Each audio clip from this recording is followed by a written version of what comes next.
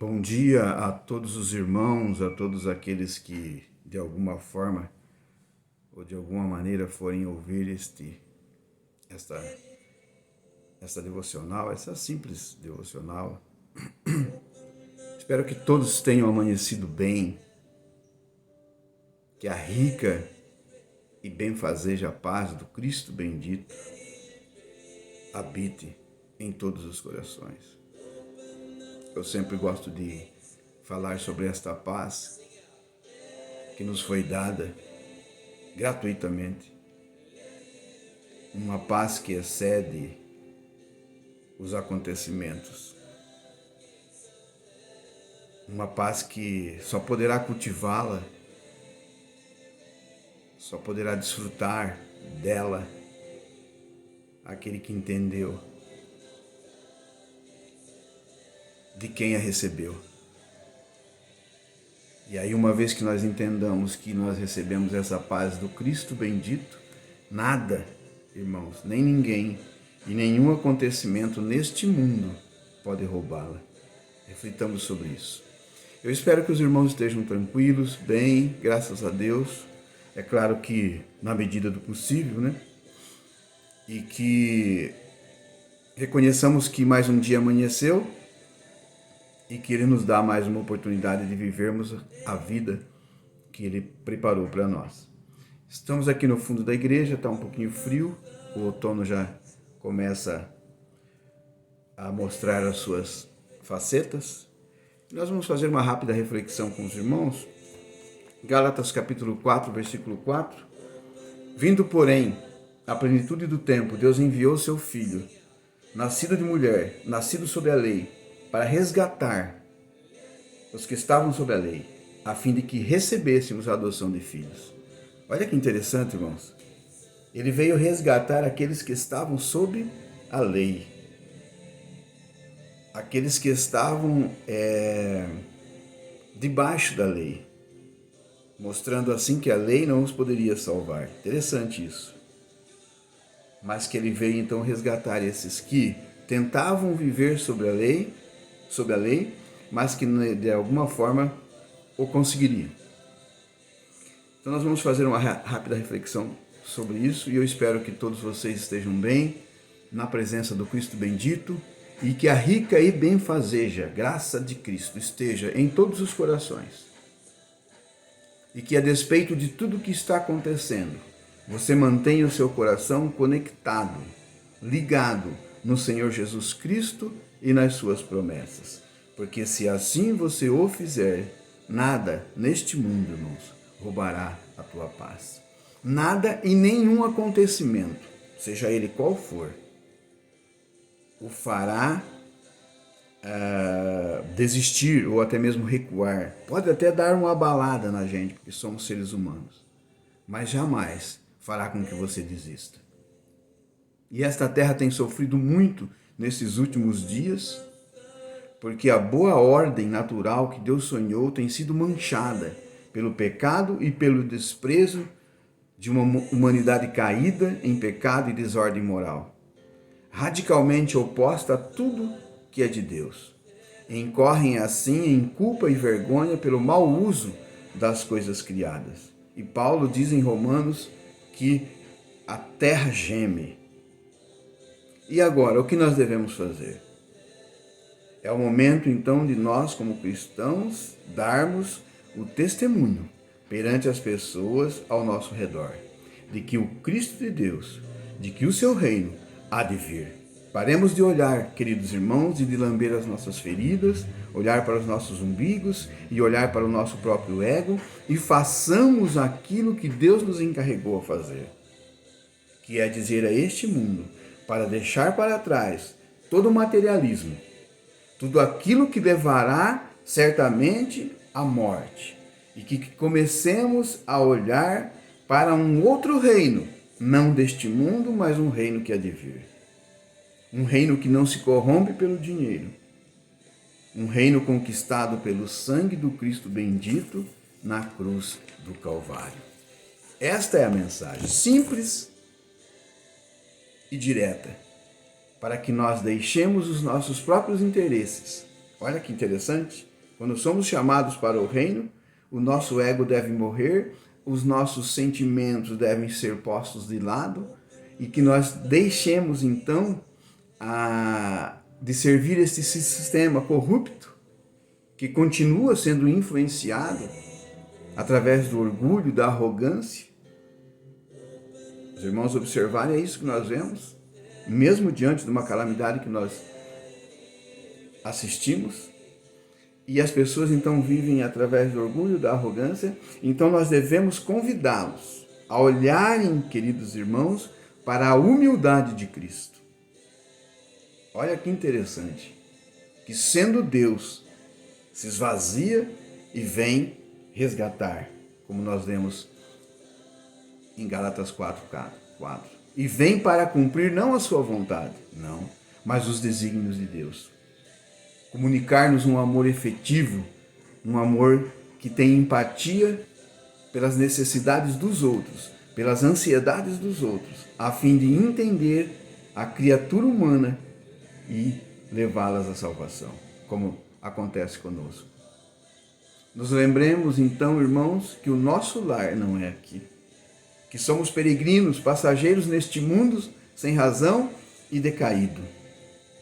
E que nós deixemos então os apegos das coisas daqui, deixemos de buscar uma segurança aqui, terrena, mas busquemos uma glória espiritual que nos foi revelada, irmãos, através do Cristo bendito, nascido de mulher. Não percamos a imagem que recebemos do Senhor Jesus. Não façamos como fez Esaú, que vendeu o seu direito de primogenitura. Não nos vendamos por um prato de lentilhas, queridos e amados irmãos. Ao invés disso, pratiquemos o amor. A separação dos valores deste mundo, que nada, irmãos, nos trará. E nós recebemos, então, uma tríplice tarefa. Evangelizar, levar o amor ao próximo e cumprir a nossa missão cultural. A principal tarefa, irmãos, de nós como igreja, né? O eixo principal que nos rege, né? Que nos impulsiona, é o evangelizar as pessoas. Muitas vezes sem palavras, como disse São Francisco de Assis. Se preciso, usem palavras, mas com exemplos de vida. Segundo ponto, levando o amor ao próximo. A questão da empatia, de se importar com o outro, de promover o bem-estar do outro.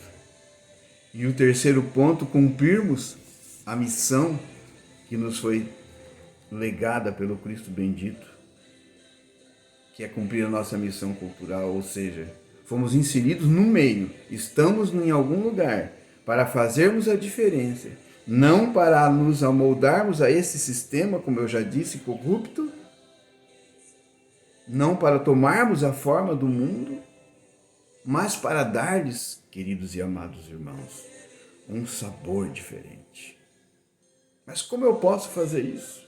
Através da sua vida, do seu exemplo, seguindo efetivamente o que Cristo nos ensinou. Esta é a vontade de Deus. E esta é a verdadeira missão da igreja. A missão primária da igreja é o evangelizar e ganhar as almas. Ou seja, ir até aqueles que Deus de antemão os salvou desde a eternidade.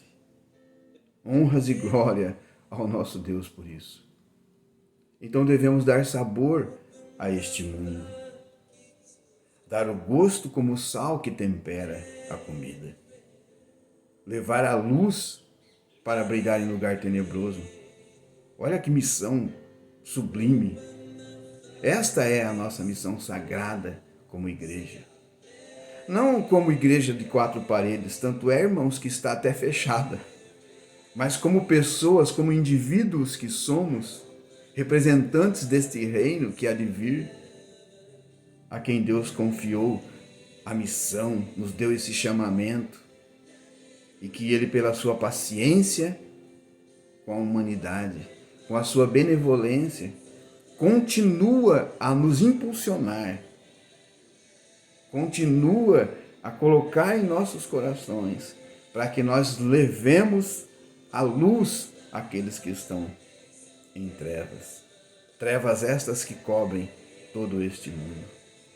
Colossenses capítulo 3, versículo 12, nos orienta a nos revestirmos. Olha que interessante, irmãos. Revestir-vos, pois, como eleitos de Deus. Olha como fomos chamados e eleitos. E eleitos, santos e amados, de ternos afetos de misericórdia, de bondade e de humildade, de mansidão e longanimidade. Eu sei que muitas vezes é difícil, mas fomos escolhidos para isso, queridos e amados. Revistamo-nos, pois, desta compaixão pelas almas, que é a missão primária da igreja, como já foi dito. Nunca se esqueça disso. Nunca se esqueça do local onde você está plantado e da missão para a qual você foi convocado. E assim, pratiquemos a palavra da verdade. Façamos valer aquilo que o Filho veio fazer, que é resgatar o homem, livrá-lo da lei e mostrar que através da graça de Deus alcançaremos a eternidade. E Tiago nos exorta a praticarmos isso, a praticarmos a palavra de Deus no capítulo 1 de Tiago, 22 ao 25. E ele diz: sede praticantes da palavra, e não apenas ouvintes, enganando-vos a vós mesmos. O que nós temos hoje, muitas vezes, observado, irmãos, que temos sido consumidores de sermão. Queremos que a igreja esteja aberta para que nós ouçamos o sermão. Muito bem, ótimo, que bom. Mas aí ouvimos o sermão e não temos uma mudança efetiva nas nossas vidas. Ou seja, continuamos da mesma maneira. Não há uma mudança de postura após ouvirmos os sermões. Olha quantos sermões nós já ouvimos, né? Então, Tiago nos exorta a sermos praticantes desta palavra que nós ouvimos. E não nos enganemos a nós mesmos. E não sejamos mais consumidores de sermão, que ouvimos sempre, mas que não temos uma mudança. Então, o desafio desses últimos dias, né, que temos vivido, é para que nós venhamos então a ouvir e a praticar esta palavra, para que ela permaneça em nós e ela tenha sentido e opere aquilo para que ela foi enviada. E assim encerrando, ele ainda diz, no versículo 25, que aquele que assim o faz e observa será feliz em tudo aquilo que fizer. Que Deus nos guarde, irmãos. Que nós estamos torcendo, é claro, para que os templos sejam reabertos, para que nós possamos prestar o nosso culto ao nosso Deus. Mas o que efetivamente esta palavra, estes sermões que nós temos ouvido, sermões muitos aí na internet, nós podemos ouvir a um toque de dedo, nós nos edificamos. Mas e a mudança efetiva? Ela tem ocorrido em nossas vidas? Como a igreja tem se portado diante das dificuldades que as pessoas têm apresentado? Nós temos tido empatia pelas pessoas, pensado nelas, vivido para elas. Este é o Evangelho. Não as reuniões normativas, digamos assim. É claro que isso é importante, mas mais importante ainda é dispensar este amor e passar adiante essa mensagem do Evangelho, de que o mundo será julgado por Deus em determinado momento. Deus os guarde, Deus proteja. Que esta vinda do Filho, na nossa busca, tenha causado em nós essa mudança, para que nós vejamos o outro acima de tudo. Os mandamentos todos da lei se resumem em 2, que talvez nós tenhamos nos esquecido, irmãos, que é amar a Deus sobre todas as coisas e o próximo como nós mesmos. Deus os guarde, Deus proteja, que a palavra fique em vossos corações e que você, cada dia que amanhece, pense: Senhor, antes que o relógio dê meia-noite, eu preciso cumprir a tua palavra e fazer a minha missão. Deus os guarde, Deus os proteja, em nome do Senhor Jesus Cristo.